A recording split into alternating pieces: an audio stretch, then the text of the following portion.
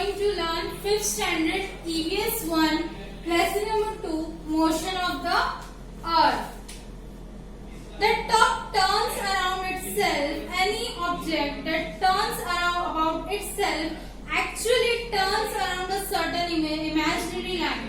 ऐसा कोई भी ऑब्जेक्ट जो खुद के अराउंड घूमता है तो वो एक्चुअली में एक इमेजिनरी लाइन के अराउंड घूमता है.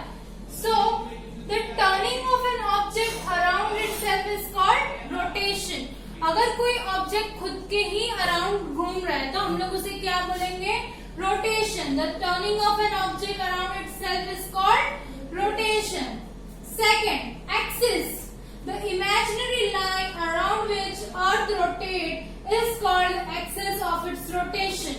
अब हम लोग एक्सिस किसको बोलेंगे? जो एक इमेजिनरी लाइन होगी जिसके अराउंड अर्थ रोटेट करेगा या कोई भी ऑब्जेक्ट जो रोटेट कर रहा है खुद के अराउंड तो उसको हम लोग क्या बोलेंगे? जो इमेजिनरी लाइन रहेगी उसको क्या बोलेंगे? Axis of its rotation. जैसे कि हमारे ये फिगर में ये जो है हमारी एक्सिस है एंड और ये खुद के अराउंड रोटेट हो रहा है और ये इसका एक्सिस है यानी इमेजिनरी लाइन है. You will see the plumb line and the earth axis are at an angle to each other. That is, the earth axis is inclined. अब इससे हम लोगों को प्लम लाइन के हिसाब से हम लोगों को देखेंगे तो हम लोगों को क्या पता चल रहा है? जो हमारा एक्सिस है वो क्या है? इंक्लाइंड एंगल में है. The earth rotates with its axis inclined like this. The line NS in the picture show the earth axis. NS यानी नॉर्थ पोल और जो साउथ पोल का जो NS लाइन है वो हम लोग को क्या बता रही है? ये फिगर में एक्सिस बता रही है. वो क्या है? हमारी ये ऑब्जेक्ट का एक्सिस है. हमारे ग्लोब का क्या है? ये एक्सिस. एक्सिस मतलब imaginary line. It passes through the center of the earth. The point N and S are the poles of the earth. और ये जो एक्सिस है वो कहाँ से पास हो रही है? अर्थ के सेंटर में से पास हो रही है. और जो ये N है ये S है ये दोनों क्या है? हमारे पोल्स है. N से N क्या डिनोट करता है? नॉर्थ पोल और S क्या डिनोट करता है? South pole. N is north pole of the earth and S is the south pole of the earth. If a circle were drawn around the surface of the earth exactly in between the north and south pole. अब क्या बोल रहा है? एक circle बनाएंगे हम लोग. कहाँ बनाएंगे? बिटवीन. किसके बिटवीन? नॉर्थ पोल और साउथ पोल के बिटवीन हम लोग क्या बनाएंगे? सर्कल बनाएंगे. अब ये राउंड है ना तो एक ऐसा सर्कल बनेगा ना. सो हम लोग एक सर्कल बना देंगे. तो वो सर्कल क्या करेगा? अर्थ को दो पार्ट में डिवाइड कर देगा. अगर मैं यहाँ एक लाइन लूंगी तो वो अर्थ को दो पार्ट में डिवाइड हो जाएगा. एक्चुअल में ये हमारे क्या सर्कल है जो हम लोग ने अर्थ के मिडल में बनाया है. Now the imaginary circle is called the equator. अब इसने अर्थ को दो पार्ट में डिवाइड कर दिया बट जो ये इक्वल पार्ट में डिवाइड किया ना जो हमारी मिडल लाइन वो क्या रहेगी? इक्वेटर रहेगी जो क्या करेगी? अर्थ को दो पार्ट में डिवाइड कर देगी. और वो दो पार्ट कौन से रहेंगे? एक नॉर्दर्न हेमिस्फीयर जो नॉर्थ की साइड वाला पार्ट रहेगा उसको हम लोग क्या बोलेंगे? Northern hemisphere. और जो साउथ साइड रहेगा जो पार्ट उसको हम लोग क्या बोलेंगे? Southern hemisphere. The two equal parts makes the earth are called the northern hemisphere and the southern hemisphere respectively.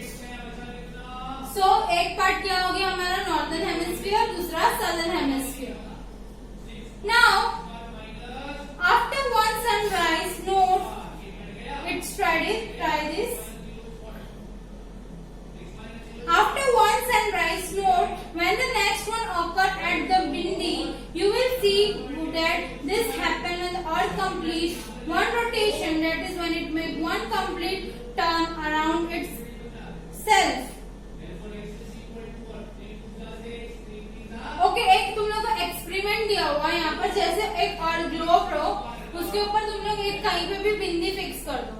वो बिंदी फिक्स करने के बाद क्या होगा? जैसे जैसे अर्थ रोटेट होगा, डे होगी नाइट होगी, ऐसे जैसे हम लोग का जो डेली होता है डे नाइट वैसा प्रोसेस चलता रहता है.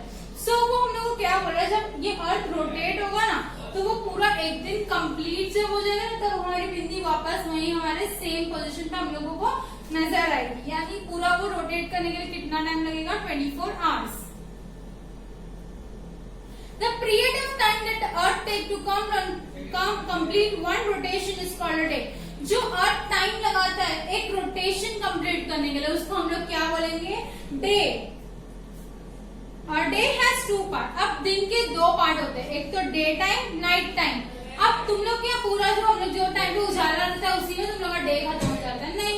जो एक डे का पार्ट रहता है, जैसे मॉर्निंग टाइम रहता है, आफ्टरनून टाइम, इवनिंग टाइम, वैसे ये पूरा हम लोग एक सुबह का टाइम कर लेते हैं डे टाइम लाइट पार्ट में, और अंधेरा जब डार्कनेस रहती है वो दोनों मिलाकर हमारा पूरा एक दिन बनता है। 24 आवर्स रहता है ना, तो हम लोग 12 घंटे काम करते हैं, 12 घंटे आराम। तो देखो वैसे ही मोस्टली सब ऐसे ही करते हैं, बट सबका शेड्यूल अलग रहता है। तो हम लोग को पूरे 24 घंटे को यूज में लेते हैं। तो 24 घंटे में सिर्फ उजाला नहीं रहता, सिर्फ डे टाइम नहीं रहता, डे टाइम भी रहता है, नाइट टाइम भी रहता है, और वो पूरा मिलाकर क्या बनता है, एक दिन, 1 day. For the purpose of measuring time, we divide the whole day into 24 parts, each of which is called an hour.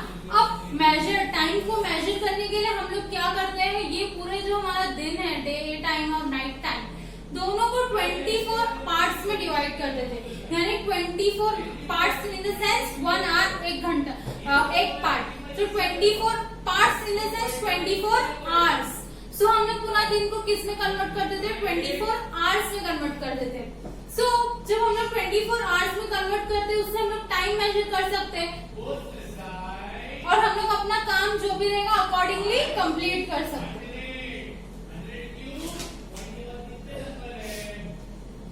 Do you know that the length of day and night is not always equal. This happens because of the Earth's inclined axis and its revolution around the sun. वो बोल रहा है जितना लंबा दिन उतनी लंबी रात जरूरी नहीं है, थोड़ी बहुत चेंजेस होते हैं, या दोनों इक्वल नहीं होते हमेशा। और ये सब किस पे डिपेंड है, एक्सिस के इंक्लाइन पे डिपेंड है। So in the northern hemisphere between 22 March and 23 September the days are longer than the night. अब नॉर्दर्न हेमिस्फीयर कौन से पार्ट की बात कर रहे हैं, अपर वाले पार्ट। तो उधर क्या होता है, 22 मार्च से लेके 23 सितंबर तक उन लोगों का डे टाइम जो रहता है वो ज्यादा लंबा रहता है as compare to night time. Therefore it is warmer there. इसलिए वहाँ पर क्या होता है, थोड़ा वार्म होता है climate. That is, it is summer in the northern hemisphere. तो northern hemisphere में क्या कौन सा टाइम रहता है, वो summer. However, during the same period in the southern hemisphere, the night are longer than the day. तो वही टाइम पे जो साउदर्न हेमिस्फीयर रहता है वहाँ पर रातें लंबी होती है और दिन छोटा होता है। The earth gets less heat in this part and therefore it is winter in the southern hemisphere. यहाँ पर क्या आ रहा है, हीट कम पड़ रही है, तो यहाँ पर कौन सा सीजन रहता है, वो टाइम पे विंटर सीजन रहता है।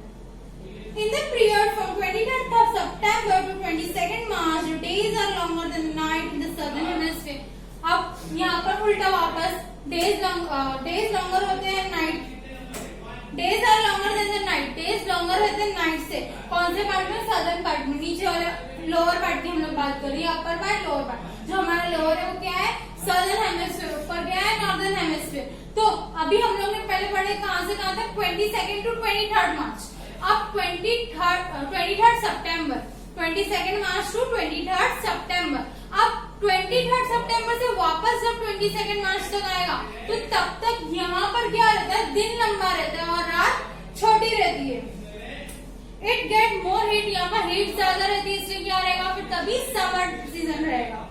देन इन द सेम, पहले हम लोग ने पढ़े थे यहाँ पर दिन लंबा, अब हम लोग क्या बोलेंगे, यहाँ पर रात लंबी रहती है और दिन छोटा रहता है। सो यहाँ पर हम लोग क्या एक्सपीरियंस करते हैं, विंटर सीजन एक्सपीरियंस करते हैं। क्यों, क्योंकि यहाँ पे हीट कम पड़ती है। कब से कब तक, 23rd सितंबर टू 22nd मार्च। पहले हम लोग ने पढ़े थे 22nd March two 23rd September. Full moon and the new moon. अब हम लोग क्या पढ़ेंगे, फुल मून के बारे में और न्यू मून के बारे में। The moon revolves around the earth and the earth revolves around the sun. However, these two orbits intersect. Hence, the sun, the moon, and the earth are not always along a straight line. जैसे कि moon किसके around revolve होता है? अर्थ के around.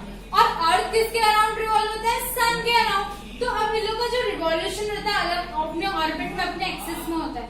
तो ऐसे में इन लोगों का दिन में 2 बार इंटरसेक्शन होता है। जब वो इंटरसेक्शन होता है तो जरूरी नहीं है सन, मून और अर्थ हमेशा क्या रहे? एक ही लाइन में रहे। We see half of the moon surface with the faces the earth, that is from the earth we see only one side of the moon. अब मून पूरा राउंड है, बट हम लोग अर्थ से क्या देख सकते हैं? सिर्फ एक ही साइड का मून का फेस देख सकते हैं। हमेशा हम लोग को एक ही साइड देखते हैं मून का, हम लोग पूरा गोल मून नहीं देखते कभी भी। The moon has no light of its own. अब मून के पास खुद की लाइट नहीं है। We can see the moon because of the sunlight that falls on it. हम लोग मून क्यों देख सकते हैं? क्योंकि सन की जो लाइट रहती है वो कहाँ फॉल होती है? मून पे। उसकी वजह से हम लोग को रात के टाइम पे क्या होता है? मून विजिबल होता है। On a full moon night, we see the entire side of the moon that faces the earth. On a full moon night, हम लोग क्या देखते हैं? जो पूरा we see the entire side, यानी पूरी साइड, एक जो 2 साइड रहती है मून की, एक साइड हम लोग को हमेशा विजिबल होती है, उसमें से पार्ट्स में भी विजिबल होती है। बट जो फुल मून नाइट रहती है तब क्या होता है? हम लोगों को वो जो पूरा एक साइड रहता है ना, वो पूरा विजिबल होता है। Similarly on the new moon night में क्या होता है? न्यू मून नाइट में हम लोगों को we cannot see any of it, यानी हम लोगों को उसका कुछ भी पार्ट नजर नहीं आता, हम लोग को विजिबल नहीं होता है मून का कोई भी part. From the full moon to the new moon, the illuminated part of the moon seen from the earth becomes smaller and smaller. From new moon to full moon, it again grows bigger to bigger. The different shape of the moon that we see are called the phases of the moon. अब full moon से new moon तक क्या हो जाता है? जो illuminated part रहता है, लाइटेड पार्ट जो हम लोगों को नजर आता है, वो क्या होता है? Full moon. यानी फुल मून में क्या होता है? पहले हम लोगों ने पूरा मून दिखता है, यानी वो जो एक साइड रहती है वो पूरा एंटायर साइड हम लोग को नजर आती है। अब वो फुल मून से न्यू मून तक जाते जाते ना छोटा छोटा छोटा छोटा होते जाता है, और एंड में जब न्यू मून आता है तब वो हम लोगों को नजर नहीं आता न्यू मून के दिन मून। सो अब जब न्यू मून है, हम लोगों को न्यू मून डे के दिन क्या होगा? अब न्यू मून डे के दिन से वापस हमारा जो मून है वो थोड़ा थोड़ा थोड़ा करके हम लोग को नजर आने लगेगा। फिर वापस जब फुल मून आएगा तब हम लोग को क्या हो जाएगा? पूरा entire side of the moon नजर आएगी। सो ऐसे ही हम लोगों का ये होता रहता है। सो इसको हम लोग क्या बोलते हैं? Faces of the moon. जो बड़े से छोटा हो जाता है मून और छोटे से है बड़ा, तो ये जो अलग अलग फेसेस होते हैं मून के, तो हम लोग इसे क्या बोलेंगे? Faces of the moon. Now the lunar month and day तिथि. You know that it takes 14 or 15 days from new moon to full moon. This is fortnight of the waxing moon. अब जो तिथि, अब हम लोग किसके बारे में पढ़ेंगे? तिथि के बारे में। 14 to 15 डेज लगते हैं new moon to full moon में आने के लिए, या full moon to new moon में नाइट में जाने के लिए। मतलब जब हमारा फुल मून रहता है तो धीरे धीरे बढ़ता है। तो ये प्रोसेस के लिए हम लोग को कितने दिन लगते हैं? 14 to 15 डेज। वैसे ही जब न्यू मून रहता है फुल मून तक जाने तक कितने दिन लगते हैं? 14 to 15 डेज। ये जो मून के जो चेंजिंग, अपना वैक्सिंग ऑफ द मून, यानी जो मून है हमारा, उसकी जो फेसेस हम लोग को नजर आ रहे हैं वो चेंज होते रहते हैं। After full moon the moon appear smaller and smaller. अब फुल मून के दिन के बाद से क्या हो जाता है? जो हम लोग को एंटायर साइड दिखता है, उसके बाद से धीरे धीरे वो अपना एक एक थोड़ा थोड़ा पार्ट कम होते जाता है। And after 14-15 days it is new moon again. 14-15 days के बाद क्या हो जाता है? वापस क्या आ जाता है? New moon. This period is the fourth night of the वेनिंग moon. अब वो पीरियड को हम लोग क्या बोलेंगे? Fourth night. कौन से मून का? वेनिंग मून का। Thus, the period from one new moon to the next is of 28 to 30 days. वैसे ही एक न्यू मून से दूसरे न्यू मून तक आने के लिए कितने दिन लगते हैं? 28 to 30 days. It is called the lunar month. Every day of the lunar month is called a तिथि. अब वो क्या बोल रहा है? इसको हम लोग क्या बोलेंगे? लुनार मंथ बोलेंगे। क्या बोलेंगे? Lunar month. और ये लुनार मंथ का हर एक दिन को हम लोग क्या बुलाते हैं? तिथि।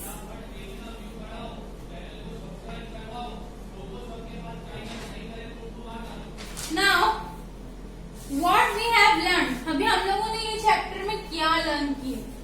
सो हम लोगों ने सबसे पहले rotation of the earth causes day and night. Rotation जो होता है हमारे अर्थ का, उसी की वजह से डे एंड नाइट होता है। समझो यहाँ सन है तो ये पार्ट को पहले लाइट मिलेगी तो डे, जब वो रोटेट करके यहाँ आ जाएगा इस साइड। अच्छा ये जब दिन हो रहा रहेगा तो ये जो पार्ट है जहाँ पे सनलाइट नहीं पहुंच रही वहां पे क्या होगा, नाइट। वैसे ही जब ये पार्ट आगे आएगा तो यहाँ डे रहेगा, वहां night. So day and night किस पे डिपेंड है, रोटेशन ऑफ द अर्थ पे डिपेंड है। The revolution of the earth around the sun and inclined axis together causes season। अब जो revolution है अर्थ का, उसके एक्सिस के अराउंड, और एक्सिस और रिवॉल्यूशन पे क्या डिपेंड है, हमारे जो सीजन डिपेंड है। ये जो भी सीजन ऑकर होते हैं वो हमारे रिवॉल्यूशन और एक्सिस की वजह से डिपेंड है। The revolution of the moon around the earth give rise to the phases of the moon। अब जो रिवॉल्यूशन है मून के रिवॉल्यूशन, जो अर्थ मून रिवॉल्व होता है अर्थ के अराउंड, उसके ऊपर क्या डिपेंड है, phases of the moon. New moon है, फुल मून है, वैक्सिंग मून है, वैनिंग मून है। तो जो भी हमारा हो रहा है फेजेस ऑफ द मून अलग अलग है, तो वो सारे किस पे डिपेंड है, मून के रोटेशन पे, मून के रिवॉल्यूशन पे, जो वो अर्थ के अराउंड रिवॉल्व होता है। The period from one new moon to the next is called a lunar month. It has about 28 to 30 days। हम लोग lunar month किसको बोलते हैं, एक न्यू मून से दूसरे न्यू मून तक जो ड्यूरेशन रहता है 28 to 30 डेज का, हम लोग उसे क्या बोलते हैं, lunar month। The fortnight ending on a full moon is that of the waxing moon। The fortnight that ends a new moon is that of the waning moon। अब जो fortnight होती है जहाँ पे क्या एंड होता है, full moon, उसको हम लोग क्या बोलते हैं, वैक्सिंग मून। और जो फोर्टनाइट होती है जहाँ क्या एंड होता है, न्यू मून, उसको हम लोग क्या बोलेंगे, waning moon. The days of the lunar month are called tithi. तिथि से हम लोग किसको बोलते हैं, जो डेज होता है लुनार मंथ का, उसे हम लोग क्या बोलेंगे, तिथि। सो स्टूडेंट्स हमने ये चैप्टर में सिर्फ इतना ही पढ़ा, एक्सिस के बारे, रोटेशन के बारे में, एक्सिस के बारे में, equator, full moon, new moon, कैसे डेज और नाइट ऑकर होते हैं। सो बहुत सिंपल है, हमारा चैप्टर यही कंप्लीट हो गया है। और जो हमारे टेक्स्ट बुक के पीछे आंसर है जो मैंने पढ़ाई हूँ उसी में से है। अगर आप लेक्चर ध्यान से सुनोगे तो आप वो आंसर खुद से ही कर सकते हो। ये सारे इम्पोर्टेंट है, आप लोग की नोटबुक में कॉपी कर सकते हो। ठीक है, thanks for watching my video.